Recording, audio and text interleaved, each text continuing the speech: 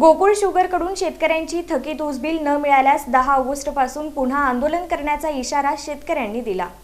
गोकुळ शुगरच्या थकीत ऊस बिलासाठी शेतकऱ्यांनी सलग 18 दिवस आंदोलन केलं होतं। त्यावेळी आमदार सचिन कल्याण शेट्टी यांच्या मध्यस्थीने आंदोलन मागे घेण्यात आले होते। शेतकऱ्यांना 48 कोटींचे वाटपही करण्यात आले होते। मात्र 2023-24 आणि 2024-25 ची ऊस बिलं आणखीन थकीत असून ते बिल त्वरित मिळावे अशा मागणीचे निवेदन शेतकऱ्यांनी जिल्हा प्रशासनाकडे सोमवारी दिले आहे।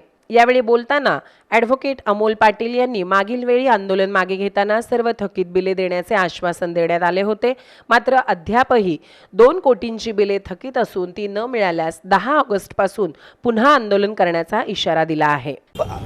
आज सन्मान्य जिल्हाधिकाऱ्यांना निवेदन देतोय आणि येत्या 10 तारखेपासून आमचं या ठिकाणी आंदोलन असेल। आंदोलनातली जी दिशा आहे, आम्ही 4 पुतळ्यापासून या ठिकाणापर्यंत पायी चालत येऊन आंदोलनाला सुरुवात करतोय आणि 1 दिवसाची 2 दिवसाची आम्ही सरकार या प्रशासनाला मुदत देतोय आणि तिथून आमच्या आंदोलनाचे मागच्या वेळेस ज्या पद्धतीने झालं त्या पद्धतीनं आंदोलनाची दिशा या ठिकाणी बसून शेतकऱ्यांचा आकडा किती आणि किती गावचे शेतकरी आता सध्या सोलापूर, धाराशिव आणि लातूर, अक्कलकोट तालुका, दक्षिण सोलापूर मधले तालुक्यातले असे सोलापूर जिल्ह्यातले 2 तालुके आहेत।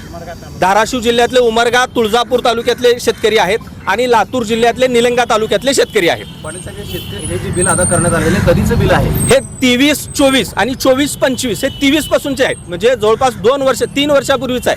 23चं बिल आहे, 2026 चालू आहे। मग जर इतकी दिवस तुम्ही शेतकऱ्यांना टोलवाटोलवी करत असाल तर हा कुठला न्याय आहे? आता आम्ही मागच्या वेळेस त्यांना सरकारला हे अल्टिमेट दिलं होतं जिल्हाधिकारी साहेबांना की थकीत बिलावरती 2800 रुपये प्रमाणे पेमेंट आणि 15% व्याजानं ही रक्कम आम्हाला पाहिजे। पण त्यांनी आम्हाला विनंती केली की 2800 रुपयानं तुम्ही घ्या, आम्ही हे सगळे पेमेंट क्लिअर करतो। ही सुद्धा अट आम्ही मान्य केली। 15% व्याजासहित त्यांनी पैसे द्यायला पाहिजे होते। पण आज आम्ही इथं ठामपणे सांगतो की राहिलेल्या थकीत रकमेवरती 15% व्याजानं त्यांचे पैसे आम्ही वसूलच करणार आहे यावेळेस। कारण शेतकरी एवढ्या आर्थिक अडचणीत असताना जर आमच्याकडे दुर्लक्ष करत असतील तर आम्हाला रुग्ण घेऊन रस्त्यावर उतरण्याशिवाय पर्याय नाही सध्या।